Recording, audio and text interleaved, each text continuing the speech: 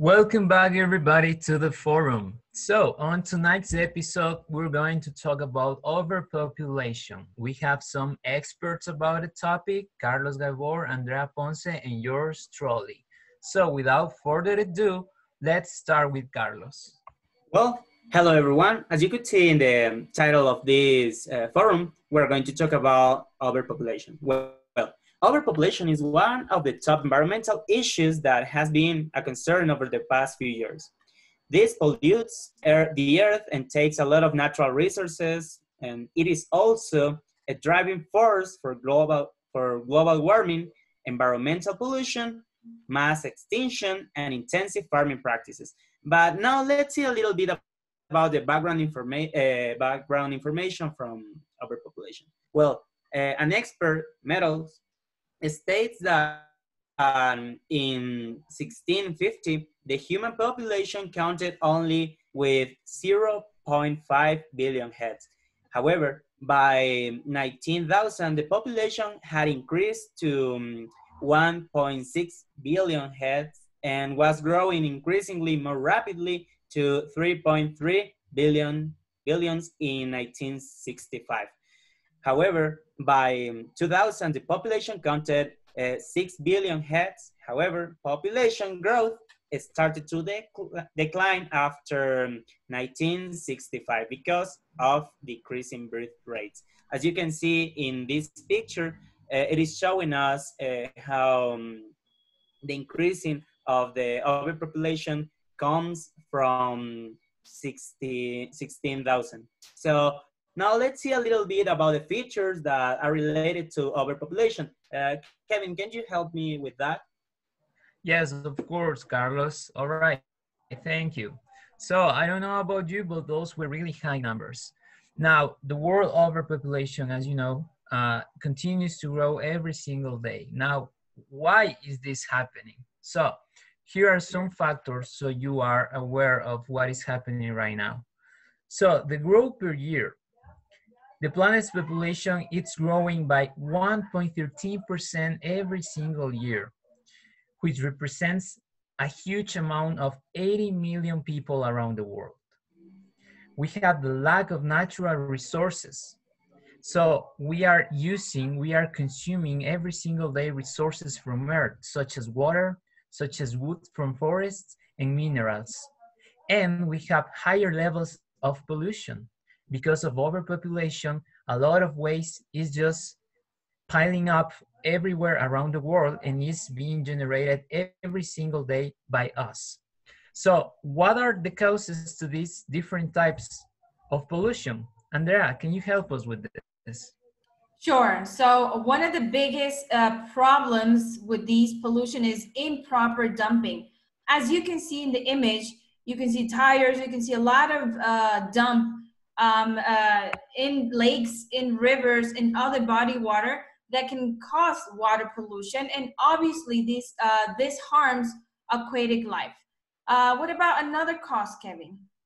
Well, another cause for this is non-biodegradable products. As you know, every single day we are buying bottles of water, for example. We are buying fries, and all those plastics, all those things come from different industries that manufacture them. And all of this, most of this, they last for years, even for a lifetime.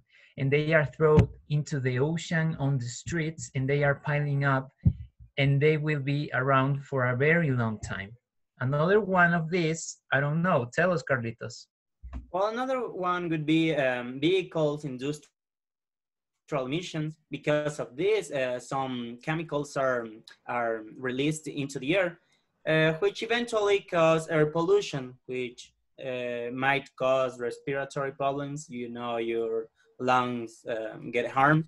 And here we have that industry is one of the major causes of carbon dioxide emissions, which leads to climate change. You know, the number of cars driven per day is too big. So now let's see another feature related to overpopulation, but related with animals. Okay, so another feature that we're going to talk about, and it's affecting a lot of species, which is overpopulation. It's damaging all the flora and fauna in the planet, which now we're losing about 30,000 species per year. So that is a lot. So one of the authors in the magazine, he suggested that the destruction of the natural world we can see across the globe today is a fallout from the human population explosion that has occurred over the course of the last 50 years. So this is the effect, one of the biggest effects of overpopulation is that abuse of the animal habitats. And also the rapid growth in the demand for suburban housing has pushed human development farther and farther away from cities, destroying more habitats and endangering more species.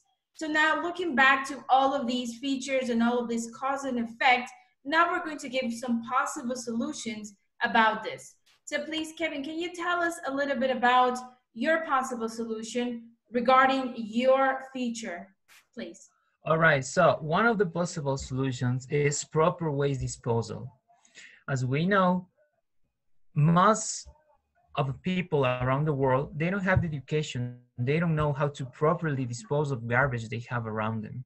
So all of this garbage is just piling up on the outsides, on the outskirts of the city, and this is reducing the air, water, and this is increasing, air, water, and soil pollution. So the possible solution for this is to get education and get into action so we can stop this from happening. So another one could be what, Carlitos? Well, another one could be using biodiesel and eco-friendly gasoline, because as you know, we cannot stop the emission of chemicals into the air. However, we can lessen it by using renewable energy resources, sources, I mean.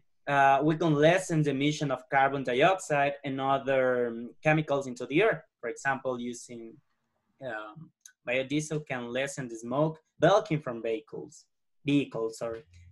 So Andrea, what can you tell us about another possible solution? Okay, regarding about the species, I think that to avoid this massive species extinction, we as humans must stop this clear cutting forest and attempt also to promote vertical development rather than sprawling. So if we as species, as humans, don't change our behavior, other species will continue to die off. Biodiversity and ecosystems will be threatened and they will eventually extend. So please take all these considerations into account. And I hope to see you on the next episode. Thank you very much, Kevin and Carlos. And I will see you. Bye. Thank you. We'll be seeing you. Bye bye. See you, Andrea. See you, Kevin. Thank you very much.